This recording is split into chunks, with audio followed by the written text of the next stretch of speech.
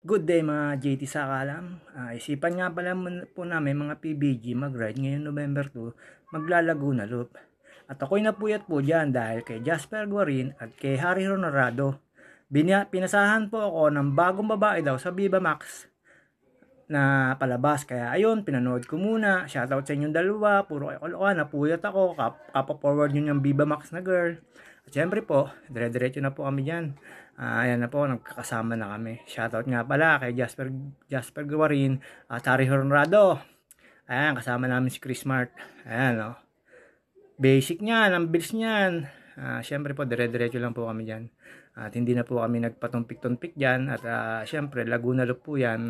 Medyo basic lang po ang takbuhan namin dyan. 1-2, 1-2, 1-2. At ayan po, syempre, dire-diretso lang po kami dyan. Kaya sa Laguna Loop na yan ay mga bayan na dinadaanan namin ay marami po yan. Ikutin po namin ang sinatawag na Laguna Loop. At dyan po, syempre, pag nakita nyo na po yan, ibig sabihin po niyan ay medyo malapit na po kayo sa San Pedro. At ayan po, dire-diretso lang po yan. Dinaanan po namin Calamba, Cabuyao, Santa Rosa, Binyan, Pasita, San Pedro, Alabang, Sukat.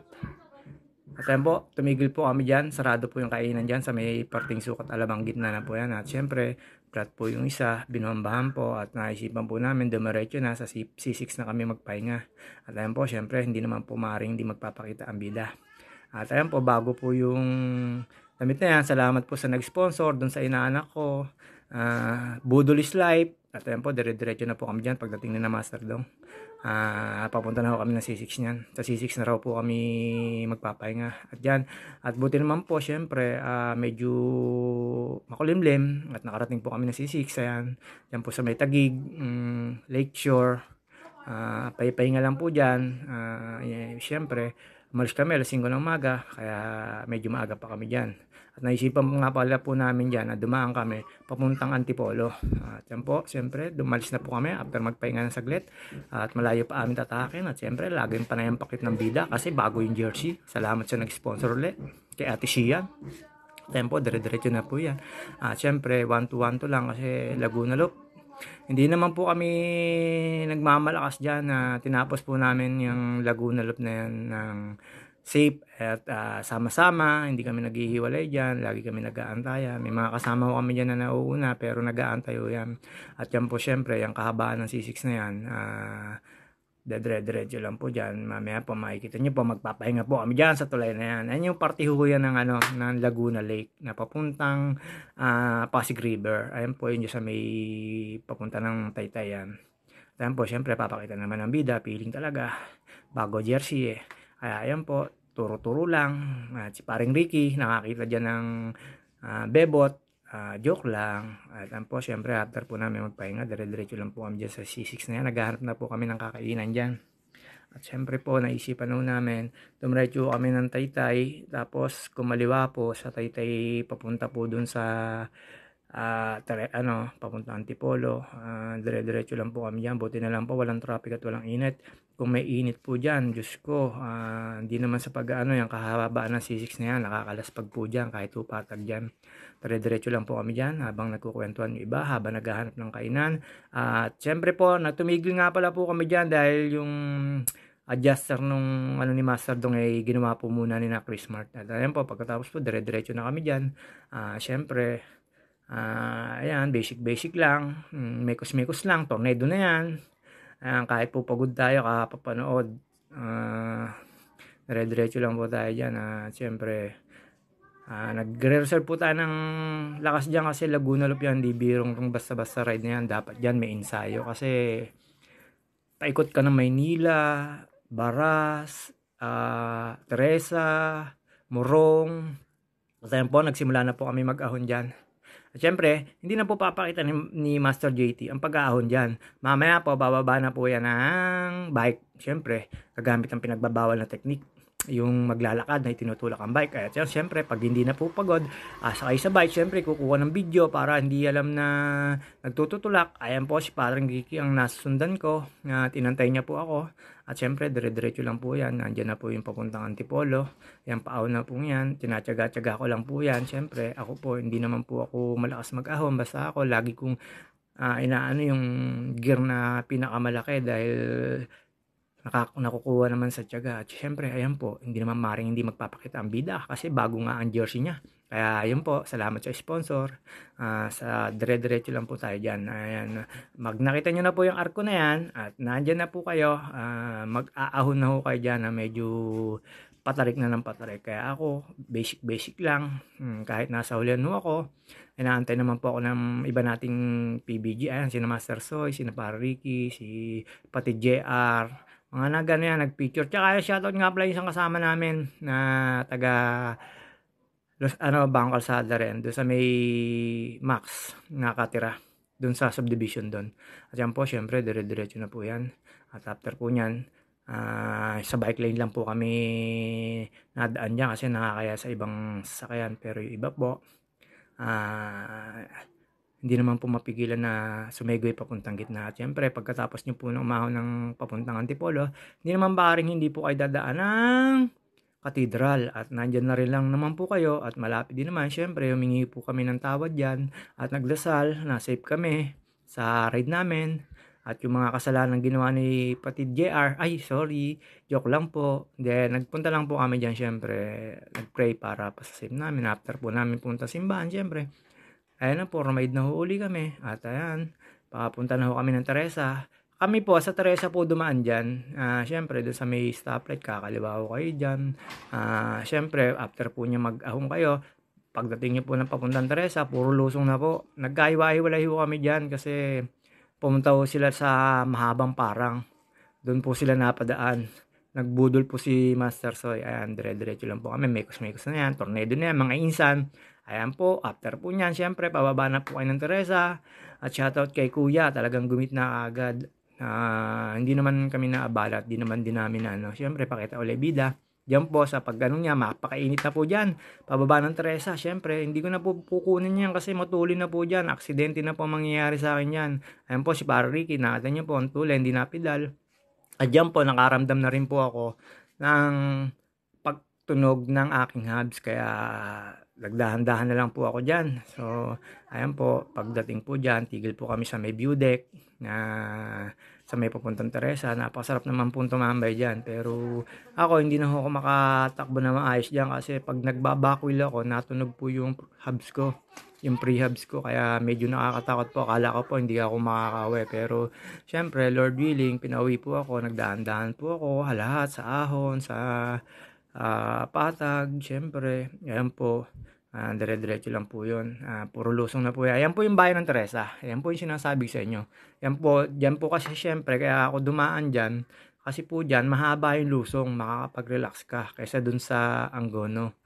Doon ko siya sa Angono, rolling na napakainit. Dito po, hindi naman. Kaya napakasarap po dyan na Ramadeno. Habang hindi na po kayo napidal dyan. Ayan po yung sinasabi sa inyo. Ayan po, dyan po kasi syempre, kaya ako dumaan dyan. Kasi po dyan, mahaba yung lusong, makakapag-relax ka kaysa dun sa Angono. Doon ko siya sa Angono, rolling na napakainit. Dito po, hindi naman. Kaya napakasarap po dyan na Ramadeno.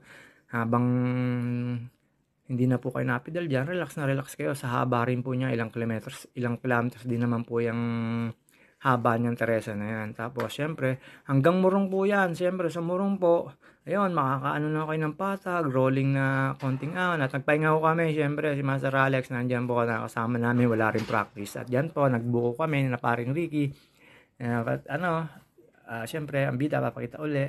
Pagkatapos po namin magbuko dyan, ride na uli kami kaagad. Dyan po, may nakakaramdam ng mga pamimitig ng mga bintiyan.